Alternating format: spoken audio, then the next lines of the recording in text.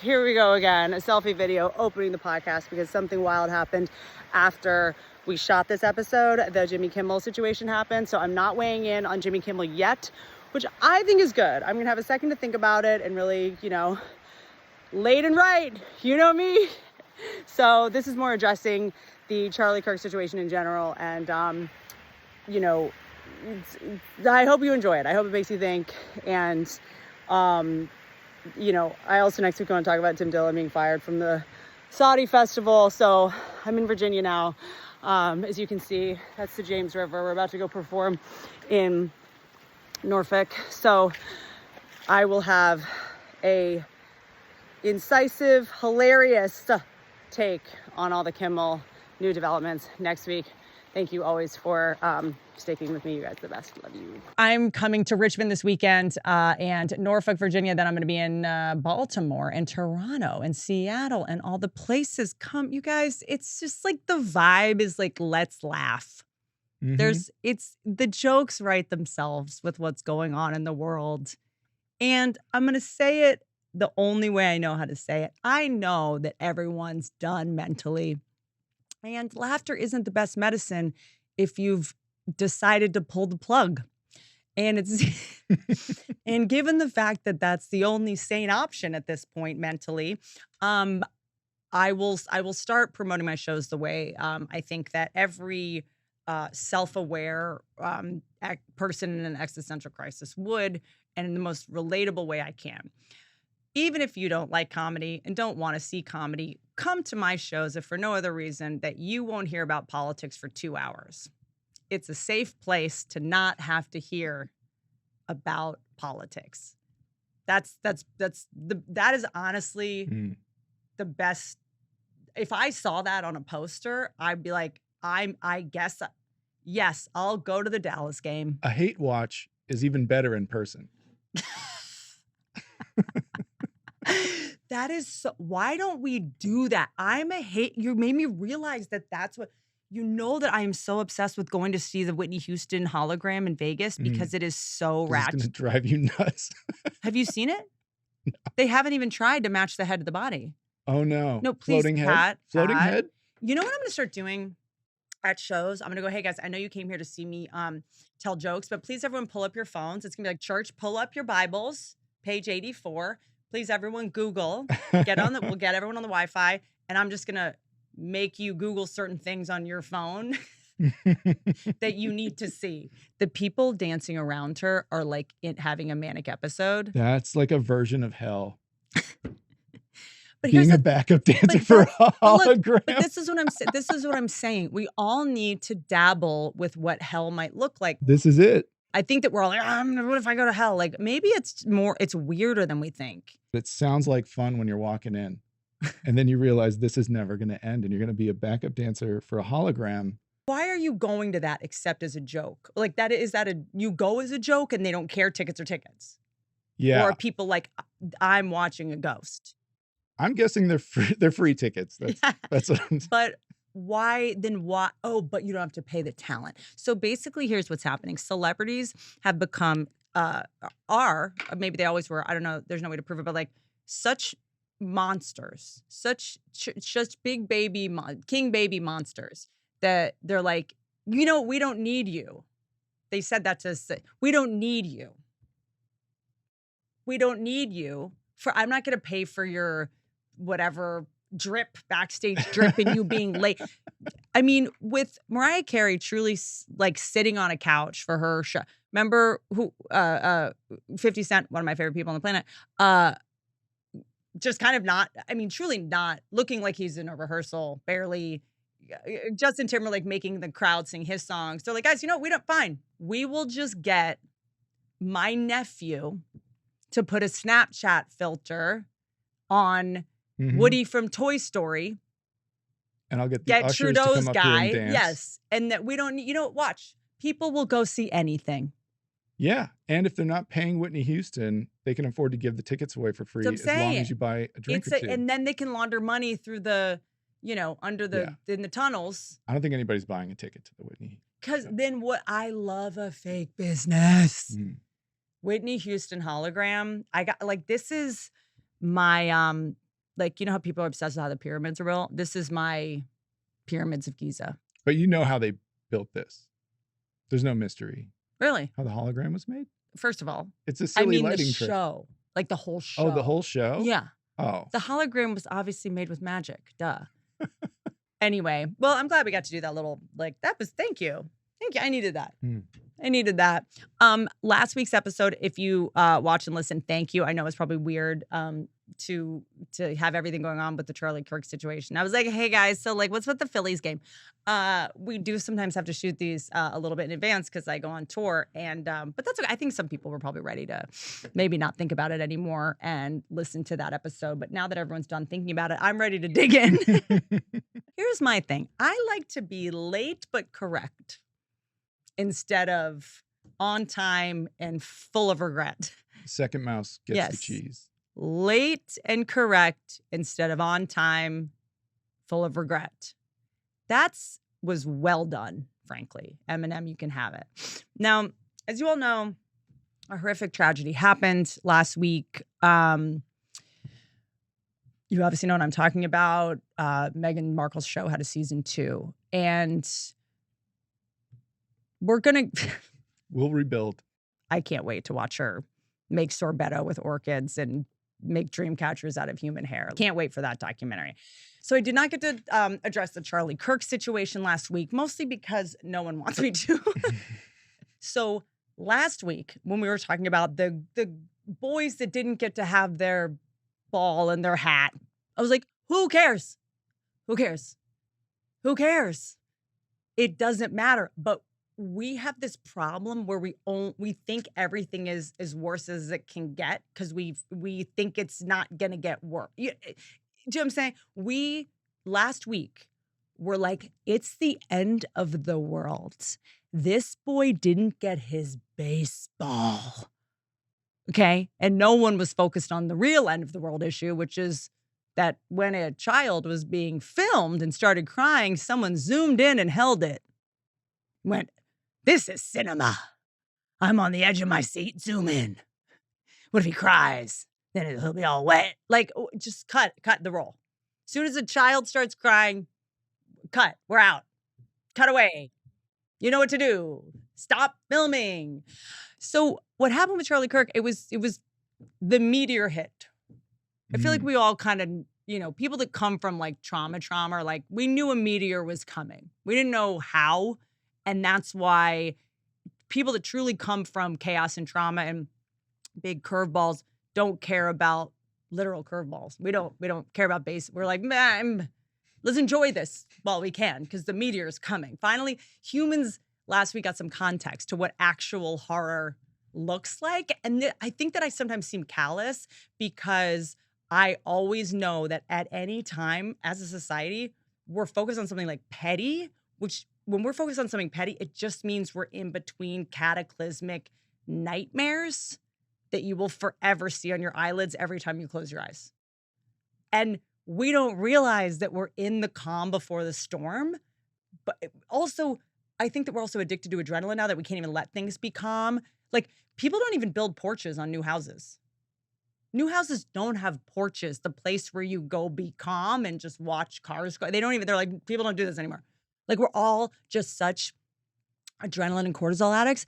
I'm realizing the newest drug is feeling superior, and you can't feel superior if there's not some kind of like drama happening, right? So they have to pretend to be outraged. And instead of just apologizing for being a bully in high school, just reach out. Reach out to the person you bullied. New theory, everyone on social media who is self-righteous is so full of guilt that they're literally posting so the person they bullied goes, what's my bully up to? You know how like once a month they're like, what's my bully up to? Just me. And you see their page and they're like, the border, the kids, the baseball. The kid didn't get the baseball. And they think you're going to be like, oh, maybe I was annoying. Maybe I was a brace face. Wait, maybe I deserved all those wedgies because I studied for all those tests, which is so lame. I and most people assume someone is moral until you tell me you're moral. The Charlie Kirk thing, this was the moment that we all went, oh, the people that pretend to be nice aren't nice. You know how people are fake outraged? Now you're fake being surprised. Don't be fake surprised either, because that's a way to be self-righteous also. Like, oh, I can't believe these people would be exactly who they were going to be. And you know that. That's why you did. You know what I mean? The fake surprise is another little like way to get outrage. People who have been ostensibly compassionate people that we all had a feeling were secretly whack. This moment proved them right. I said what I said on Twitter about it. Pat can put up the tweets. And I just feel like we have so many ways to comment on things. And I feel like sometimes it's better to say the least amount. I said what I wanted to say about it, and it mostly went over well. I did delete one tweet, and Pat, maybe you can tell me why this like was polarizing. It was when people were celebrating, and I guess for me, I always go to like try to get into the mind of the psychopath, right? Of like, this person could have done this privately. It got screen grabbed. I still probably couldn't even tell you why. Threads, and now people think I'm funded by Israel, which I am. Does sometimes get in the way of me being a Russian asset, but we make it work. Like, I'll be like, Russia, Israel's funding me. So like, if I'm going to be an asset. What am I going to do with all these Old Testament jokes? Like, hold on, I can't talk. Israel's calling, but like, I'm an asset to you, I promise. Like, I'm a double hyphenate. Fund Israel, Russian asset, get free Blue Chew. I am a triple threat, you guys. Another reason I took it down, if people are like, because when you take a tweet down, everyone's like, why? We knew it. And then I was like, no, I kind of was just like, talking anymore about it felt like capitalizing on it. Also, when you say like this guy was obviously a pro, and people start going funded by, and I'm like, okay, I'm in over my head on this. But I was just thinking out loud on Twitter, which is just like, do not think and go on Twitter. Anyway, the point is, I'm the first person to say like, don't weigh in on something if you don't need to, or if it's not your wheelhouse. But I did weigh in because there's this narrative that after I had a kid, I like became less liberal, and there's these rumors that were spread by me. On CNN, I made fun of the Democrats losing the election, because I don't even think the Democrats lost the election. I think in order to lose something, you have to like try. To me, it felt like, the guy from MASH that would wear the dress, like to try to get sent home. It felt like they were like, we need a year off. We're just going to take a breather and regroup. Do you know what I mean? Like, it felt like we're just too divided right now. And we're split between people that get their focus group information from the internet, and then Pew. And like, it just was like maybe it's because like the youngest people in the Democratic Party were too young, and the oldest people were too old, and they just couldn't. I don't. They just quit doing primaries. And it's probably not going to come back. Like, there's not really going to be a debate season before elections anymore. The vibe was like, if you don't vote for her, you're racist. And everyone's like, no, we're not racist. We're sexist. The woman that we haven't seen for 3 years, who's the vice president, who's kind of supposed to be living there, haven't seen her. Now she's going to be the candidate for president. And she dated Montel Williams, and somehow the White House, the United States FBI, and the CIA all couldn't figure out how to delete that from the internet. The Epstein list existed. It was real. Now it's just didn't exist. Gone. Minutes were taken out of the video from the prison. I mean, truly, the Epstein list has not only been scrubbed from the internet, it's been scrubbed from our consciousness. I forgot. They deleted our hippocampus somehow. I don't know how. P-tape, gone. 6 days ago, as of taping this, on coincidentally September 10th, I'm just reading off the Senate.gov website. Vote number 512. The Nerd alert. Statement of purpose to direct the Attorney General to make publicly available documents related to Jeffrey Epstein. Oh, okay. That's the day and time that they were voting on that. the same day that Charlie Kirk was shot. Pat, And now nobody's talking about that. they voted on Epstein to keep it private, to keep the list private.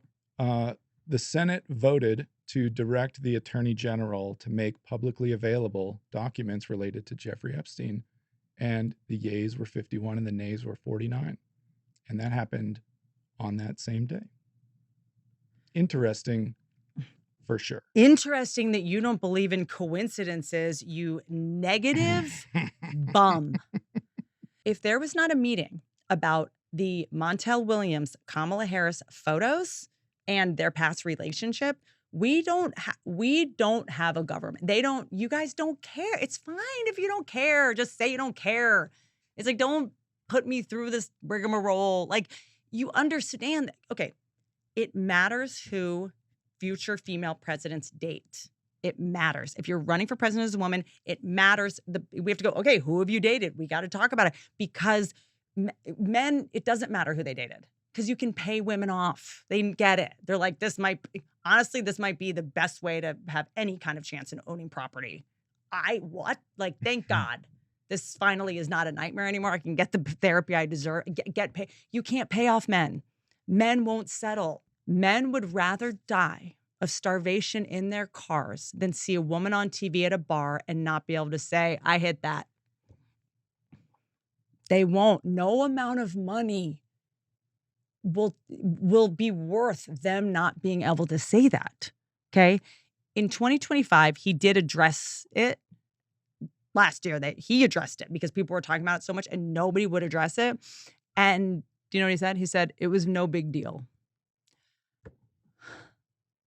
We thought you were going to start a podcast. You couldn't even give him some money to say, like, the time I spent with her was a long time ago, but like, she was great, and she did work at McDonald's. I met her when she worked at McDonald's, and when she, like, can you go? I mean, it would be weird if he said it was a big deal, but it's kind of insulting for him to say, like, it was no big deal. Oh, if you had just addressed it, you wouldn't have had to get a comment from him. And that comment is brutal. You know, guys, that I know everything when it comes to animals. Let's just be honest. I find myself saying no to a lot of these, brought to you by this dog food brand that is a scam. But I said yes to this one because it's real. This is a game changer. Ruff Greens is a company. I had a big Zoom with them all. You know that I actually talked to our sponsors. You were onboarded. No, I onboarded. That's exactly what I show up to the onboarding calls. Mm-hmm. And I'm like, are you a real company? Show me, no fake background. I want to see your house. Where are you? Why are you all working from home? Is this are you at a WeWork? I need to know this is a real company. Ruff Greens, I'm obsessed with it. It's not a dog food. It is a live nutritional supplement that you add to your dog's regular food. Traditional kibble is shelf stable for years because it's lifeless. It's just burnt garbage. Ruff Greens brings the nutrition back. It's packed with live vitamins, minerals, probiotics, digestive enzymes, omega oils. It helps with nutrient absorption, supports joint and muscle health, strengthens the immune system, and promotes long-term vitality. Right now, Ruff Greens is offering a free Jumpstart Trial Bag. You just cover the shipping. Use discount code Whitney. That's this guy at www.ruffgreens.com. Ruff Greens, RUFFGRENS.com. Promo code Whitney. I don't just recommend Ruff Greens. I depend on it to keep my dog happy and healthy because they mostly eat ants. Cowboy Colostrum. All right. We've all been there, eating clean, working out, taking supplements, and still feeling like something is missing. Meaning in life? No. For me, it was that missing piece was Cowboy Colostrum. It's been a game changer. So basically, energy, gut health. I look amazing. I've been sleeping great. Is it Cowboy Colostrum? You tell me. It's called Liquid Gold. It is the first nutrition mammals get at birth. You know what colostrum is? When I had my son, that's why you want to breastfeed for a little while just to get the colostrum. And then you need to get him away from you. It's like he just needs the colostrum. Then no more. Your breast milk is chock full. Good Lord knows who. But Cowboy Colostrum uses only the highest quality first-day colostrum, never overprocessed, never diluted, always ethically harvested after the calf gets their share. Unlike many brands, theirs is low-temperature dried, grass-fed, and third-party tested. No fillers, no junk, just the good stuff. You put the vanilla powder into your coffee. It's like, trust me, I don't like anything in my coffee except hot honey. That's all I want. Just so much hot honey. Hot coffee with hot honey is my coffee order at this point. And if that's not a red flag, I don't know what is. But I started putting the vanilla powder colostrum, and and I have the little thingy. I feel like such like I'm an adult, you guys. They have strawberry. I like the strawberry. It's kind of like milkshakey, but the point is, I look amazing. I have my hairline back. I went to some Emmy parties this weekend, and like, I'm not gonna say I look the best of anyone, but a lot of other people said it. I didn't say it though. Cowboycolostrum.com, code Whitney25 for 25% off your entire order. Cowboycolostrum.com, code Whitney25. After you buy it, they're going to ask you where you heard about them. Make sure to support our show. Please tell them that we sent you. This is the thing the left does. They pick someone apart with perfectionism. And then they're fine with Marianne Williamson running for president. And you're like, wait, what? Is it what? I don't get it's because she's famous. You think, she's famous in the like self-help. So you think anyone who is religious is dumb, but she's basically Jesus Shetty. She's a religious self-help person. She's all about God. So you're dumb if you're religious, but if you know famous people, we're fine with it. Like, it doesn't add up. She's an inspirational speaker for Hollywood like celebrities. I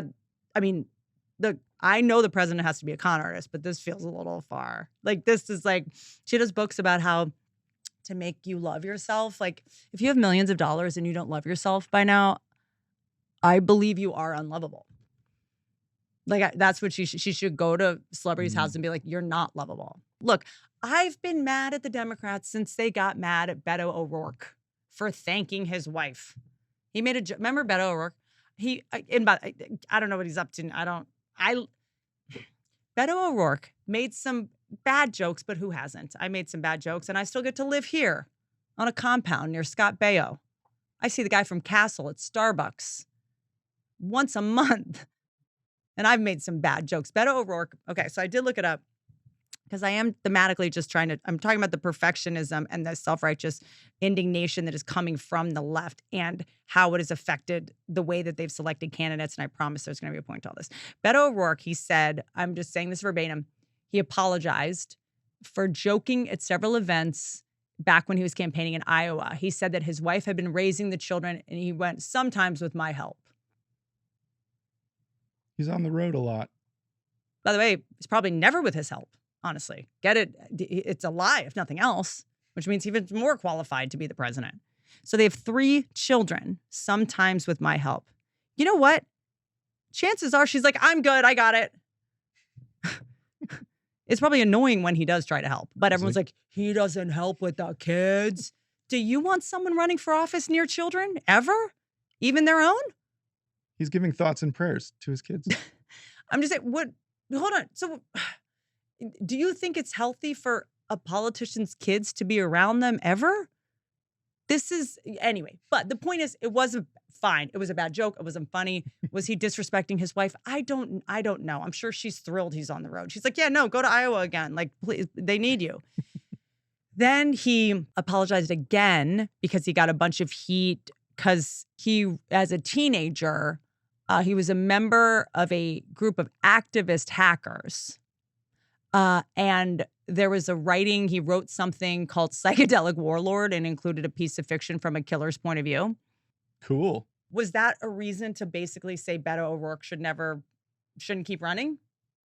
Those 2 things are why Beto O'Rourke, who seemed to unify both sides, was able to kind of talk to both sides. Everyone I knew was like, okay, this guy like seems reasonable. And he can like jump on a table and start talking about anything seemingly really elegant. This doesn't seem like a sham person. He was supposed to double down on that joke because that was the turning point for the country was, you can mess up and stay if you promise to mess up every single day from now on. Or if you promise not to apologize for messing up. Yeah.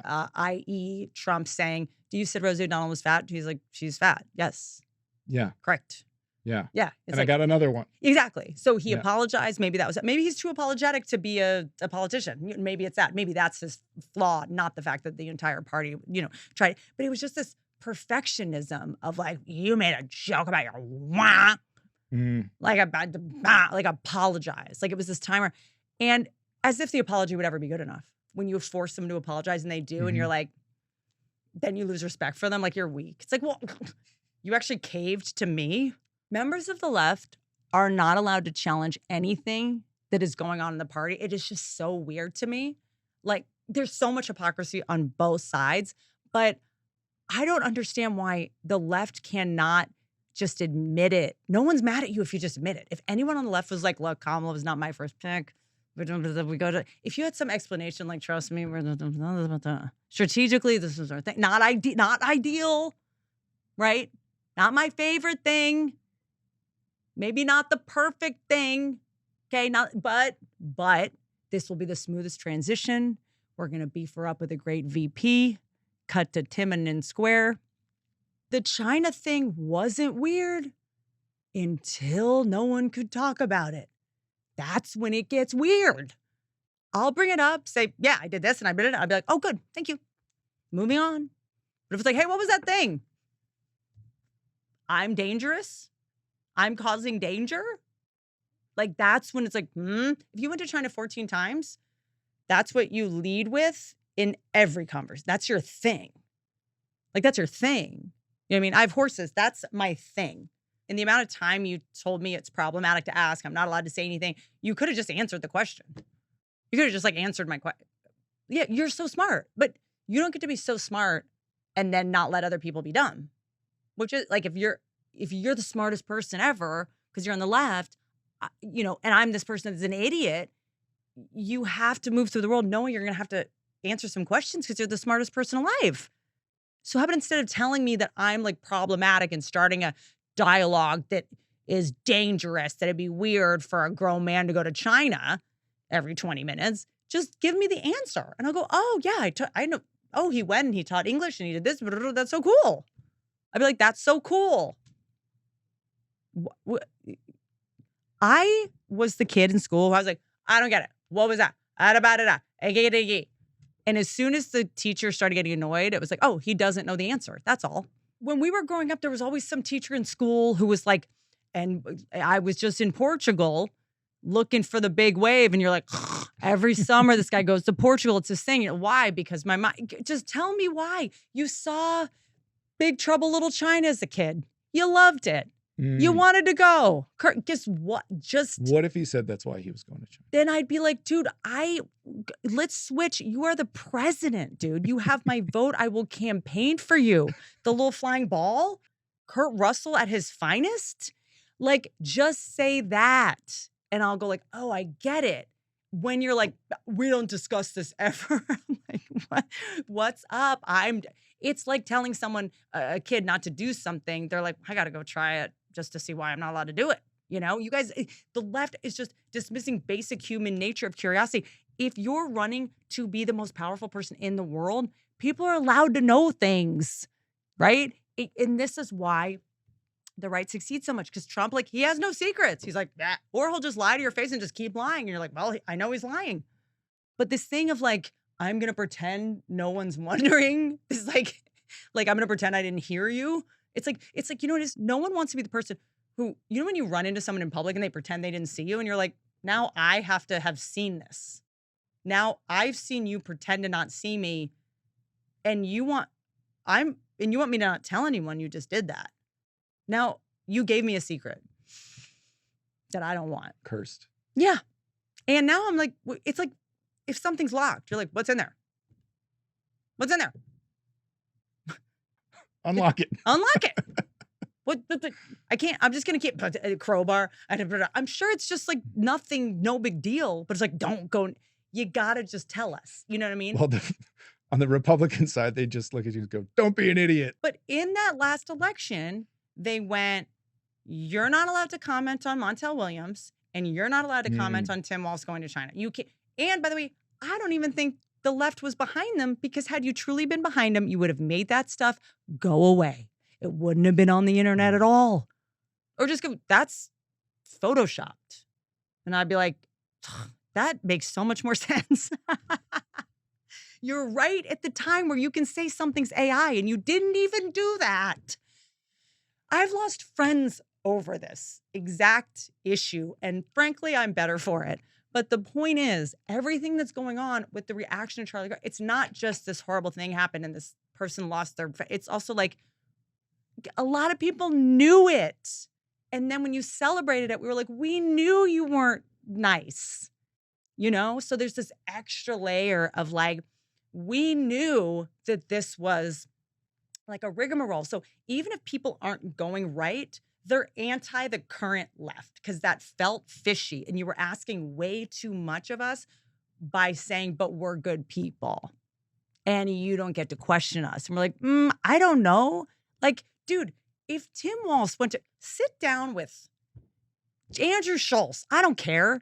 And let him ask you, like, so what's your miles program? Like, truly, if you've been to China that many times on a teacher's salary, what is your miles program? How do you afford to go to China this many times?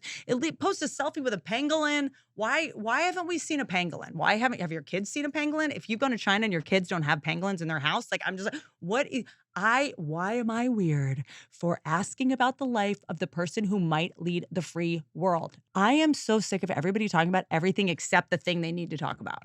And then thinking that everyone else is buying it. The arrogance of just going, we're going to win because like we're good people and we're moral and we care. We care about people we've never met. We use that to be very mean to the person right in front of us, but we care about people.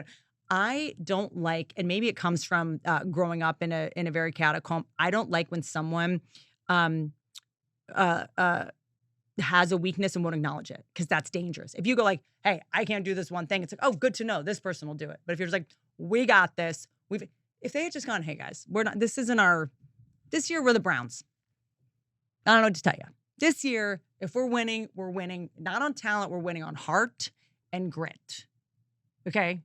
That's just it. But instead, the Democratic Party, it's become like guys in LA who are 55 and aren't married. It's like, no one's good enough for you? No one? Yeah, nobody. You've had like 30, like no one? And the left is like, yeah, no one's good. No one's a good enough candidate for us. Like truly nobody. It's like people that go scuba diving. Nothing up here is good enough for you. You got to go, okay, great. We are so different, me and you. And I do think it's because a lot of people on the left didn't play sports and it's showing. That's another thing. I don't divide people left and right. I divide people, did you play sports or did you not play sports? Because if you see someone, you know, the fact that we saw that Lions game where who's the player, Maurice, I can't remember his last name, who got hurt and they stopped the game and they were all holding hands together. And I was like, why in the NFL are they showing sort of a classy human response? There's like, they're right now, this person's not my adversary. They're like a fellow human being. And they all stood and were basically like giving a moment of silence to this player who was being carried off the field, who was not going to die. But if he got up and he was okay, I'm going to try to hurt him again. To see that, to wish the best for your adversary, you know, that's a sports thing, I think, in a lot of ways, you know, and politics is like, no, if you don't agree with me, like you should not be alive. It was like what are we doing? That's a politics thing. And I'm like, you didn't play sport. Like, I'm just trying to figure out this reaction to when people were happy about this thing, you know? And it's mental illness too, yes. But when you're on a team or side, if you truly want them to win, you're hard on them. You're hard on your team. So Democrats, the left should be the hardest on Democrats on the left. You're so obsessed with the right and like, you know, tough love, constructive criticism. I don't know. Dude, at game night, I will scream at the love of my life if he doesn't know the capital of South Dakota. If you don't know that in Risk, you need to get Australia. We're like, it's done, dude. Like, you have to be the hardest on the people you love the most or the people that you're on the team with. You know what I mean? So why couldn't we go, hey, Marianne Williamson, how about you, I don't know, be the secretary of Scientology? This is not a good idea. But to watch grown adults, like if you brought up like, oh, the election and Kamala's running, they're like, put your phone in airplane mode. Okay, look. And they're like hunching over, whispering, like, is this a good idea? I'm like, what's happening? We're like at the park. What are you scared of? I don't like when people are scared to say something, even if it's stupid. You can be on the left and criticize the left. You can be on the right and criticize the right. You should. I almost feel like that's the problem. It's about blame instead of about accountability. And that changed. Like, I feel like the left used to be like, this is wrong. I need to change this about myself. We need to help other people because I have an advantage. And it felt like more about accountability and about being conscious, and that's what sold me on the left. It was like, things are broken. We have to fix it, even if it doesn't affect us. You know what I'm saying? It was like that to me was the difference between the left and the right. The left was like, we try to help people, even if we have never met them. Whereas the right was like, nope, just me and my inside my gate is all that matters. Like, that's what I thought it was when I was, maybe I was naive, whatever. But to me, like, it's also wild that the left's whole thing is we're the smartest people in the room, because there is so much, like, science is one time I believe in science. Here we are, proof of what power does to the brain. Like, even the most moral, good-hearted, benevolent leader can get some power and truly start, like, installing cameras in office toilets. Like, the Sound of Freedom guy's like, I'm going to save kids. But 2 months later, he's like, if you shower for me, I'll save even more, to his own, like, employees. Like, power makes people lose their mind. Jerry Jones won't pay his cheerleaders. Okay? I was the secretary for an Al-Anon meeting, which means I read the 12 steps out loud for 3 meetings in a row. And I started parking in the handicap spot. You're just like, well, I got to get here because I got to read excuse me. Entitled to that spot. But only for a couple weeks did I park in the handicap spot, because by the 5th week, I just texted a newcomer, hey, can you come pick me up? I can't. You expect me to drive to go read this? They started rounding up handicapped people to come to the meetings. Yeah, to make you feel bad. I invented mental health. How about come get me? And then I snapped in his face. You know how pilots will just like make jokes over the loudspeaker? You're like, you used to be a co-pilot. Now you're making jokes. Literally, there's a pilot on my flight who was like, anyway, so here we're off to Cincinnati. And everyone was like, what? And he's like, just kidding. We're going to New York. Everyone was like, oh. I was like, why would you do that to people? He was like, just kidding. Never say just kidding if you're flying a plane. Thanks. Power impairs your brain. Southwest flight attendants wear shorts. That's not abuse of power. I don't know what is. I'm looking at people's feet. I look to flight attendants to be like, I'm going to see no knee. It's my break from other people's knees and calves. Nonsense. And here we are. Okay. A little power corrupts. It makes people delusional. I'm not defending the left, but when I look at this, when I see people go like, be positive about this, I'm like, oh, you think because you're like fake moral, or the left was in power, before. Well, the 90s. So Yeah. growing up before social media, all the cool stuff was on the left. That's right. The best bands, the funniest comics. That's right. The best were the movies, the best actors. That's right. All the best prominent, loud voices steering the ship. Mm-hmm. And they were finding community with these pillars that were leading them around. Mm-hmm. But now that everybody is throwing rocks at each other all day long, nobody's allowed to be in charge. Being in charge means you're the bad guy. So no prominent, loud voices are being put in place to steer that side of the ship. Interesting. The Republican side is willing to allow anybody who's determined enough to steer the ship. And on the left, anybody who gets any amount of power is now oppressing them because they have some power. And its whole thing was anti-oppression. The whole thing was we rescue people. And then we watch someone, this horrible thing happen. And then some people on the left are cheering, which, by the way, I do have to say, it's not everyone on the left. And it's not everyone, you know what I mean? It's always not everyone. Like, for this narrative to be like everyone on the, not that I even know if I identify as being on the left anymore, because I don't even know. I don't know. I disagree with both sides. I think both sides, first of all, are weird for even thinking about sides. Like, that's already weird. I'm always like, with the Karen baseball thing, everyone's like, this is bad for this kid. I'm like, take it down, take the video down. Why is a video of a kid going around? So this is the rest of his life. All the sides are wrong for being okay with this kid getting famous out of nowhere. He'd rather have a girlfriend when he's 15 than that ball. That's what I'm saying. So I know I'm always like in this other maybe like perfect world thing, but like just the fact that either of you take yourself serious, like I'm in the Republican Party, I'm in the Democratic Party. You're not serious people. I know that I'm not even trying to make a dad joke. Party, you call it a party. These are people that didn't get invited to parties so much they had to make their political, like it's a party. Like this is it. You called it a party still? Why has no one changed that? You still call it a party. The first sign of people in charge being delusional and not focusing is they see a word and forget what it means. When we see something labeled the way it's labeled and we go, oh, it's like, isn't that weird that they call it a party? They're not kidding.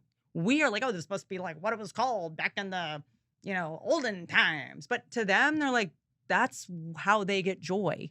Controlling people. We go to parties to like let loose and like dance. Their party is controlling people, manipulating people, doing all this stuff. Like they're enjoying this. Okay. It's like sometimes when someone tells you they are with the label, it's right there in front of you, but you just missed it. Doctors call it a practice. It's not the championships. They're like, we're practicing. We don't know. So when we do, this is on our door, so you can't sue us. I mean, whoever's doing faces these days, they won. They figured it out. You're called a patient because you're going to sit there for 40 minutes. Okay. They're like, we don't care about your time. We don't have time for you. And we want you to know that you're going to need to be patient. When people go to like, and he didn't get me in, what? You're confused why you're called a patient and then you were required to be that thing? They're telling us. I'm just saying, I don't think it was such a hot take that I implied that it was weird that the DNC was like, if you don't vote for our candidate, who you've truly not seen since the inauguration, who was supposed to live in the White House. You haven't even seen her like by accident. The current vice president, which by the way, we haven't even seen like a fake trip. There's usually like a fake, like, kids should read initiative. Like there's usually some vice president that has a thing. Kamala was truly nowhere to be found. I mean, Biden was on TV every day and he was also nowhere to be found. But like, I'm curious why it was weird of me to make fun of the Democrats when it's like, oh, haven't seen Kamala in 4 years. Oh, what's this about? And people are like,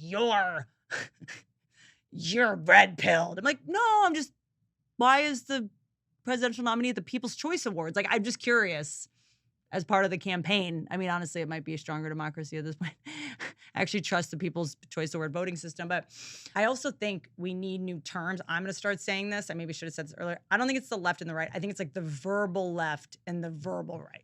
Because we're like, everybody's saying, it's like, no, these are just like addicts on the internet, but they still do have an impact. And sometimes, we meet them because like the left is like, whatever, like we probably just never meet them because they're not out there trying to show everyone how good of a person they are. Right. But like the verbal left is my body, my choice, but you can't choose the jokes you tell. Your body, your choice, but you can't choose who you cast in a TV show. Everyone has to be in a wheelchair. You don't, your body, your choice, but you do not get to put your body inside Joe Rogan's studio or do anything Sabrina Carpenter's doing with her body. Like, it's like, I guess you would call it the extreme left. And I think we're kind of like, there is a moderate normal left maybe and a moderate more normal right, but we don't hear from them. I don't know what the solution. It's weird that there's two parties. It's so it's because there's more like, nobody gives a shit, but in Holland, there's like 19 political parties. Yeah. And it makes sense. Mm-hmm. Is it just because we're such a young country that we haven't gone through this thing yet? Well, it's just so efficient to control the whole thing if there's two sides. And by the way, most people I know, since I've voted, are like picking the least worst. They're not like, I'm going to go vote for this person.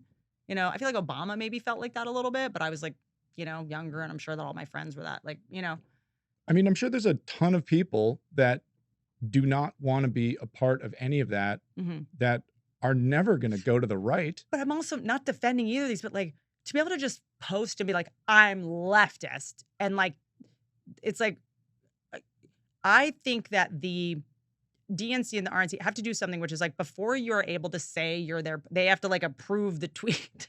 Because people are out there representing your side that are like the sickest, craziest people, which was like not something that would have been a problem necessarily maybe before the internet, at least on this scale. I don't know. But the point is, calling out the left doesn't make you right wing. Calling out the right, if you're on the right, doesn't make you left wing, right? It could make you smart left, who believes that a sentence that comes out of their mouth should make sense. And that just because someone else thinks they're smart doesn't mean they are smart. Like, the left has become the people whose dog is jumping on you and they're like, he's just friendly. And you're like, but no, thanks. Why? I'm actually bleeding. He's just friendly. He's just friendly. So I was at this thing the other night with Thomas Lennon, and we were, I don't think he'll be mad at me for saying this. And we were at this thing and we were talking about how bad, like, when the thing that has nicotine, that's smoky thing, how emotional it is. He's like, I wish I could just step outside and like have some of that inhaled nicotine. I'm like, it's not just about, it's about the routine. It's like you go out and no one talks to you if you have it. Or when you're talking to people, it just makes it easier for weirdos. And you're like, oh, this is part of the reason it's so hard to quit, because it's not just about the chemical addiction. It's about these other sort of rituals. And anyway, it's impossible to quit for that reason, because like I'd have to change my whole personality and all of a sudden be able to be comfortable with eye contact. And that's hard. But along came this amazing product, Quit with Jones. They understand it's not about just giving things up. It's about building healthier habits that actually stick. Jones offers discreet, great tasting nicotine mints. So instead of stepping outside, you're just going to pop a mint, fresh breath, no disruption, and you still feel like you're part of the crew. You're not a loser. Pair that with their free behavioral support app. You're going to play Quiddle. It's a 1-minute game scientifically proven to distract from cravings or connect with thousands of others quitting alongside of you. A dating app. I mean, that's not what this is, but I would turn it into a dating app for other people that are quitting. This is like very genius. Science shows that this combo can boost quit rates by up to 60%. It's simple. You're going to take the Jones quiz, then you're going to use mints when cravings hit. You're going to track your progress in the app, build streaks with daily support, no guilt trips, smart supportive tools to help you quit on your terms. The mints contain anecdotes, which is an addictive chemical. Jones is FDA approved and available for ages 18 and older. If you're ready to take the step towards quitting and even cutting back, visit quitwithjones.com/Whitney. Take the free quiz. Get $10 off your personalized journey. That's quitwithjones.com.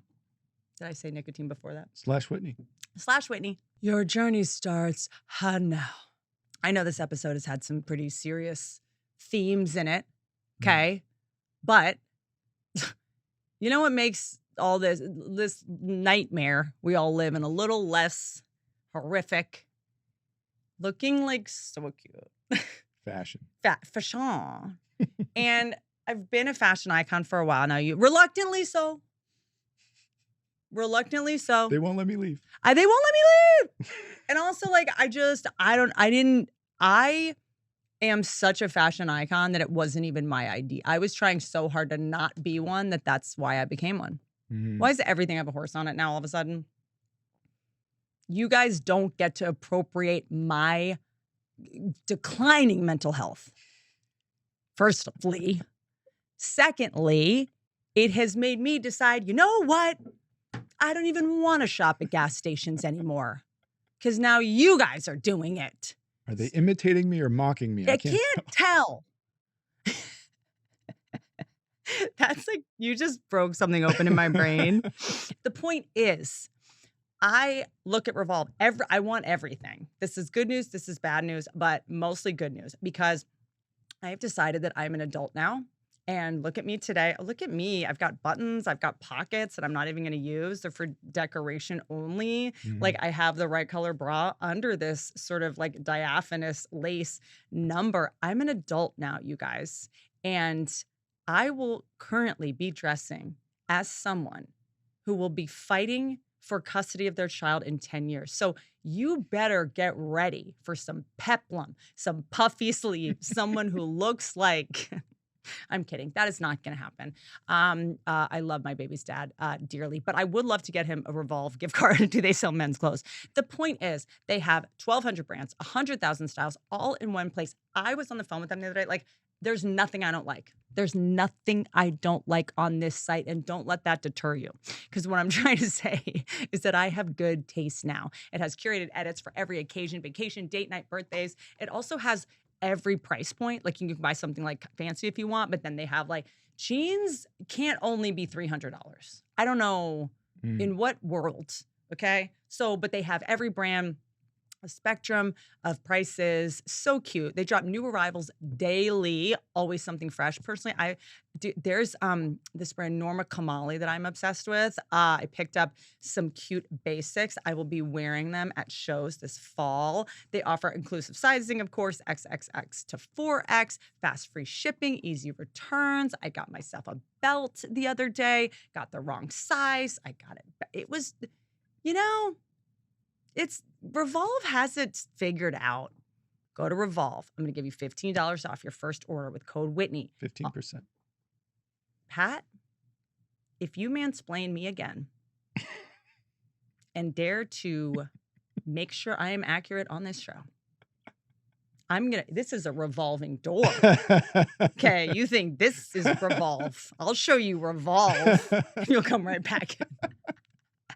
Offer ends November 18th. So don't wait. And it's 15% off, Pat. If you're going to order $1,500 worth of stuff, it's a big diff. I said $15 off. Yeah. Revolve.com/Whitney with code Whitney. I think this is so much bigger than all this. Even like the people on the ostensible left that were like happy that this Charlie Kirk thing happened. I don't even think they're representative of the left, but we're not seeing representations of balanced people who aren't deeply, deeply ill. I'm like some amalgam of like what the left pretends to be and what the right denies they are. Like at this point, if you're pro-gay rights, you're helping the Republicans. Okay, you're making it safe for those right-wing Christian men to come out of the closet. Like they're all helping each other in the backwards way. Or am I making any sense? Like at this point, if you're trying to stop climate change, you're on the left, but that really only helps people with beachfront property. So you're just helping protect billionaire Republicans keep their beach homes, right? If you're on your high horse on the left about fixing racism, most rich Republican dudes employ tons of workers whose hate you wanted to stop. They're giving them jobs, but you're like, they're right. It's like, when I say like, I think people, when they post on social media, they post at someone. Mm-hmm. I almost feel like the left and the right now are doing things like when I'll see like AOC and like Elon Musk, like she was doing a lot just to try to communicate with Elon Musk for a while. And you're just like, what do you do? It's about another person instead. It's like posting to try to get to your ex instead of promote your brand. And I feel like that's what's happening with both sides now. They're just, instead of going, our job is to help America, they're going, I want to embarrass the right or get a point over them. Look, the left is pro-gay, trans, drag people, right? But the Christian right, their leaders are men who wear dresses. So you tell me, the left is about equality, but they never push for voting being a holiday. Every leader gets a holiday. They're obsessed with holidays. Columbus can't have the holiday. The native tribe gets the holiday. This person should get a holiday. This activist gets a holiday. Why not have Election Day be a holiday so that people can equally go vote and be represented? But then they're like, this esoteric leader needs a holiday because they did this thing about minority rights. And then, voting day comes around on a Tuesday and they're like, good luck, losers. Good luck being represented. The right is taking books out of schools. Who cares, dude? That's a states' rights thing. That is between the parents and the school. Why do you care what books a kid in another state is reading? This is for both sides. Creeps are like, my opening line is all about To Kill a Mockingbird. So if you take that out of a school, I need a new pickup line. They call me Boo Radley on 4chan. I have to read another book to figure out how to break the ice over at the yogurt shop. Who cares? The kids don't read the books anyway. No one read summer reading. Doesn't matter. Like, there's just, I don't know what side I'm on, because I don't know. I don't know who's doing what. No one seems to be telling truth about what they're doing or why they're doing. Everything seems like it's about some other motive. When it's like Ukraine, I'm like, there's something else going on. I don't know what it is, but there's something else going on in both initiatives on both sides that I see, you know? And I'm not, we can't have two parties. I can't even pick a grocery store, you guys. I go to Trader Joe's for the snacks, Sprouts for the produce, and then I order my fake vitamin beverages off Amazon. I don't know what to tell you. I'm not married. You think I'm going to commit? Like, do you know what I'm saying? Literally every comment I've read is, see, this is why you can't get a husband. Oh, I can get one. Okay. I have been renovating my house for 4 years. I'm on Zillow every day. Okay. I don't define myself by a team comprised of people who didn't play sports. What do these people know about teams? They were in debate club doing mental masturbation in high school. Like, I know. Thank you for staying with me on this. I feel like for this to have happened to this man and for it to become about teams, even if someone on the left was cheering on it, for someone to go, it's like, guys, like, what are we doing? Like, it's just like we're so deeply like bifurcated. It's our identity.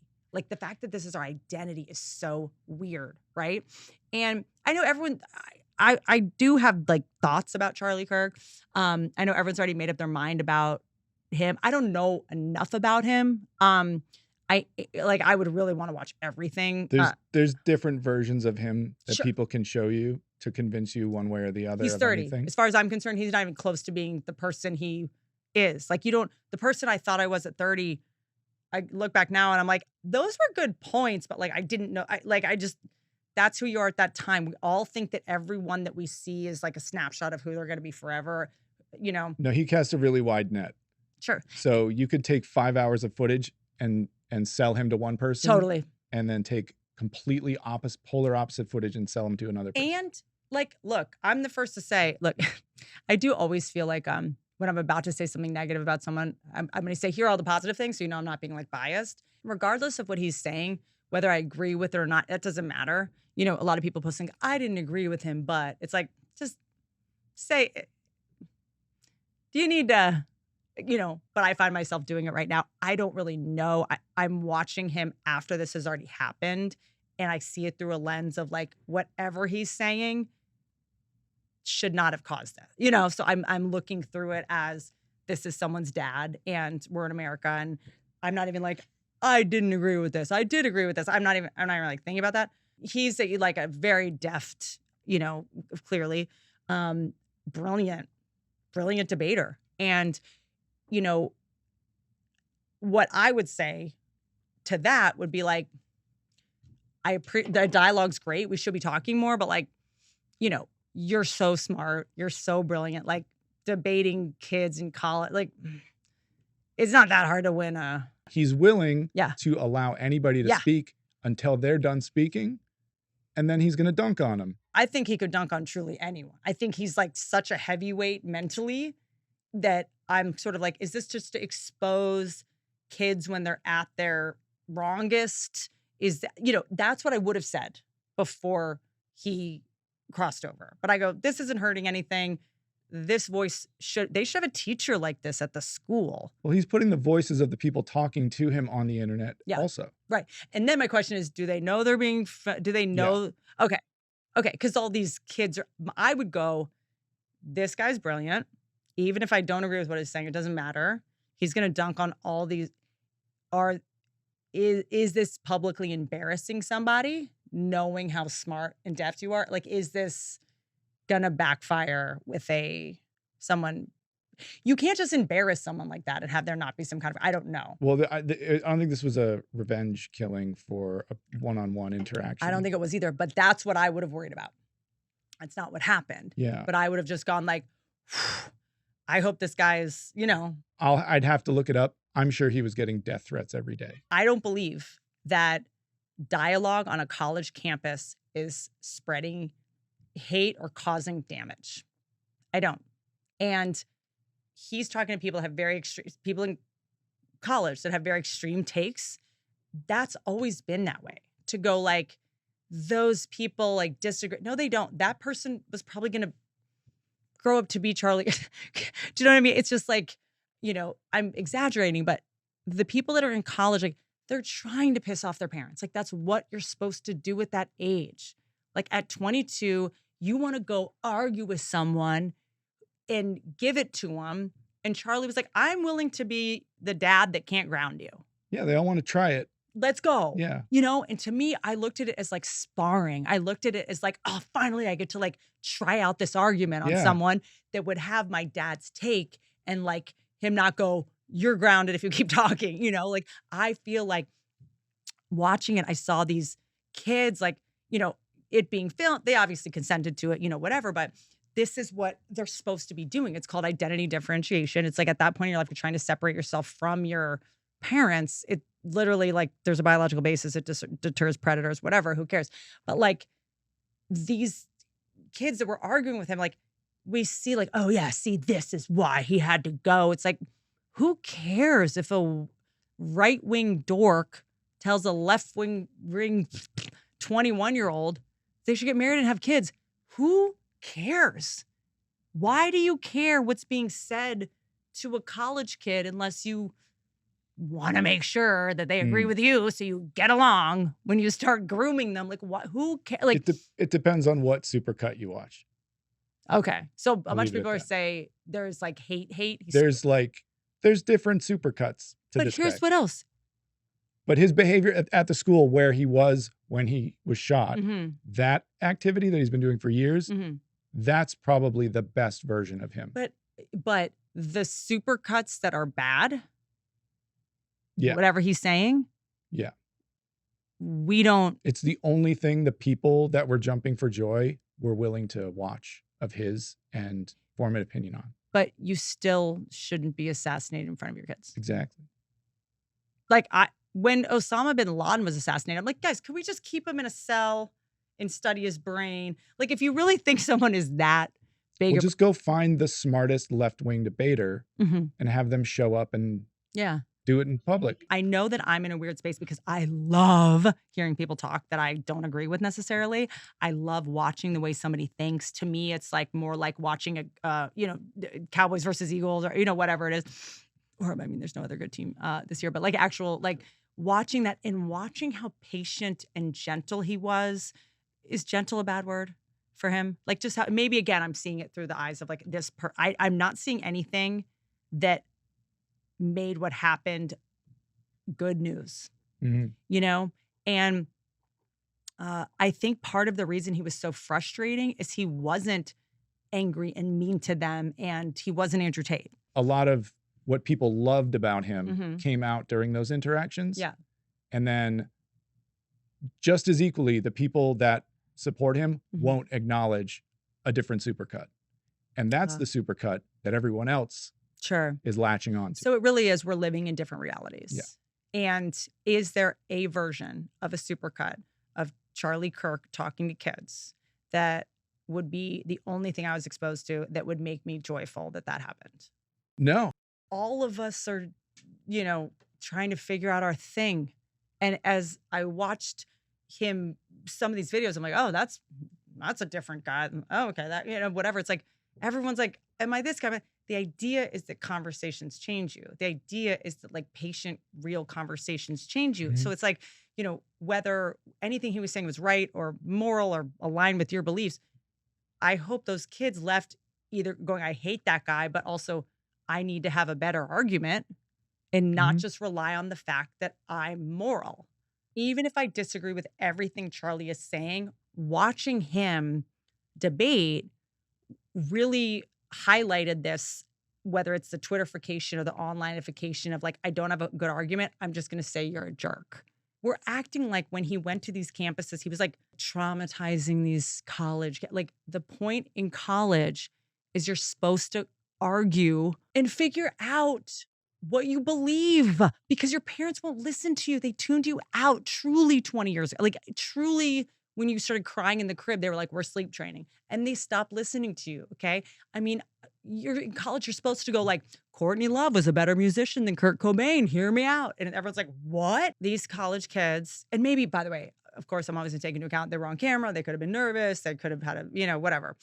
There's a microphone. They're not normally in front of a camera. He has that, whatever. But it's like when you go like, oh, all those likes I got on Twitter for this post wasn't from people, right, who heard a coherent, I think the left just leans more on online validation, building up their ego around a sloppy argument because it's like, but I'm moral, but I'm unique, but I'm an underdog, but I'm whatever. All you want is someone who's like fair. What I gleaned was that he was as close to not a hypocrite as I've seen in a while. Like, did he lie about something? I don't know. Was he trying out new personalities and personas for social? I truly don't know. Did he spread lies? I don't know. And by the way, neither do you, because nobody can prove what a lie is. Okay. But at this point, all I feel like I asked for is that someone doesn't know they're lying. If he was lying, it seemed like he believed what he was saying. No, he was trying to convince them to agree with him. Sure.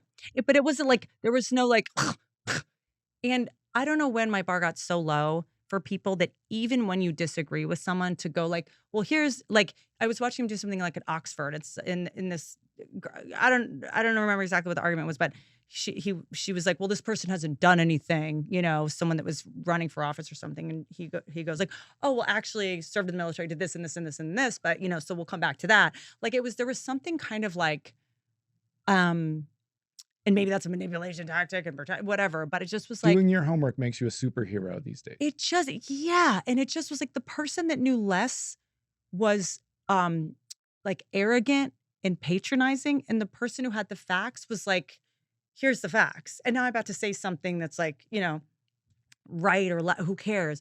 But it was just sort of like, there's a point where we have to separate intention and impact. And this is new for me to say this. I'm always like, impact is all that matters. Impact is all that matters, especially if you're old enough to know better, blah, blah, blah. But right now, things have degraded too much. And I think that it's impossible to track like a true impact of something anyway, because there's too many variables, right? There's like internet brainwashing, dead internet, ancestral. You can't really track where the impact is from necessarily, right? It's like after COVID, people are like, was it COVID? Was it the stress from COVID? Was it the masks? Was it the ventilators? Like you can't, like we'll never know what caused certain things, And like we can't tell the impact of a lot of things, like what makes someone want to unalive. Is it Chat GPT, psychosis, amygdala overreacted? Like it could be, was he taking things? Who knows? But I am at the point where I can see someone and go like, is this person doing all this, even if I agree with zero, are they truly doing it with like a, what's the word, benevolent motive? Because you can see people running charities and doing all these like ostensibly good things with gross motives. And you're like, and this guy, I guess part of the reason this is also so dicey for people is that like, if you couldn't see that it seemed like he really cared about what he was doing, then you're gone mentally.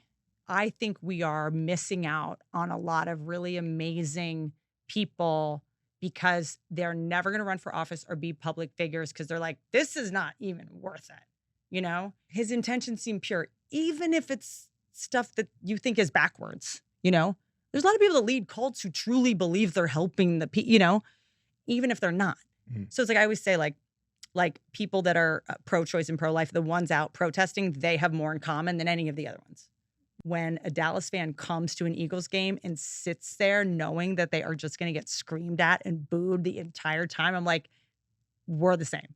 Even if someone is saying all the things you want them to say and all the things you agree with, doesn't mean they're doing it for the right reasons. Someone can do the wrong thing for the right reasons, and someone can do the right thing for the wrong reasons. And I think I'm seeing a lot of people on the left do the right thing for the wrong reasons. You guys are destroying yourselves listening to what people say.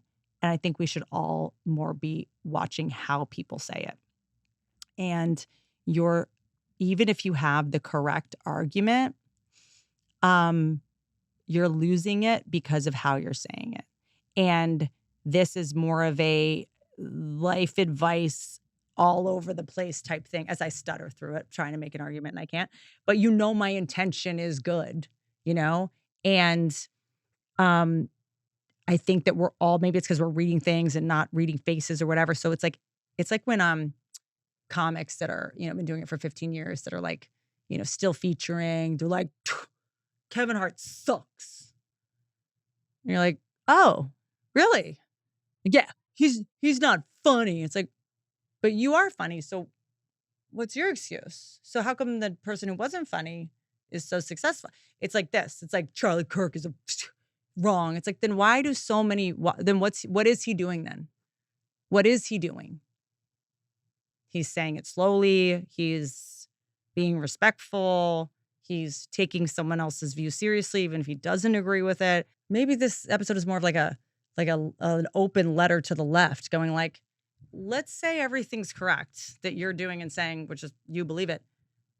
Can you say it with respect of the person you're talking? Like, I have not had someone on the left be able to have a conversation with me about anything without going, I'm just like, what?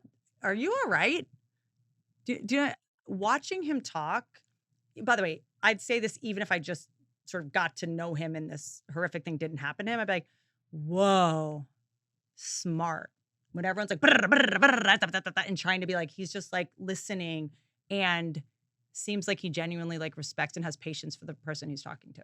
Well, yeah, and he's willing to argue the point. Whatever they bring up, he'll talk about that. Instead of going, but your side. Yeah. Interesting. The fact that you bring that up means you're a whatever. Like that's the ultimate cop-out, which is you said something to me that I'm not prepared to explain. Yep. So rather than address it, I'm going to talk about the premise. It's like my identity is a trump card. Oh, I'm trying to use victimhood as power, and it's not a good replacement for an elegant argument. And I think that's a lot of like, I think it really illuminated a lot of what people are sort of struggling with right now and the frustration people are having. And another thing and the last thing I'll say about it is that identities last week we talked about how that woman at the Phillies game is the new normal, I believe, because we need things we can't have, people can't get houses, they can't have, and if you can't get famous or whatever, they can't get the labubu, they need a thing. And I think the next labubu is our beliefs, like your beliefs. Like we're all Gollum with our beliefs now. I've never had any loyalty to any of my beliefs. Like I'm always just like, why do I believe that? That's weird. Like that's goofy. Like I'm just like, whoa, my beliefs. I'm like embarrassed about any belief I've like that has nothing. My beliefs have nothing to do with me. Like my opinions have nothing to do. Like I don't identify with any of my beliefs because I'm like, well, I'm gonna get some new information. It's gonna be debunked. Or I must have like, I don't know all the information. How can right? But now with beliefs is all we have. We're all Gollum with our ring of beliefs, and I guess this new advantageous Darwinism is gonna be who can let go of their belief. The ultimate narcissism is my beliefs are right forever. Like tattoo it in stone. I'm right. I'm correct. And how could I not be? I lived in New York for a summer. Like, huh? We are in a crisis of not being able to say like, I don't know. I'd love to learn more about that. It's like people now with their beliefs or the political, or like how, how guys can't admit when they were sleeping. If you like call a guy and 3 a.m, he's like, I'm up. No, I wasn't. No, I'm up. But anyway, I guess I'm just saying like the people that were happy about this thing that happened, it validated a belief or something. It gave their team a point. It was cheering like their team scored a touchdown, which means you've reduced this to a game. He's the polar opposite of everything that people on the left hate about the left. I hope the left just was cut in half between the people who were like, this is disgusting, and the people that were like. And that seems to be what was prevented on the right. Yeah, interesting. He was about to split the right. Pat just said something so wild. And you guys, let's focus on the things that really matter. Don't ride elephants. Iggy. Iggy.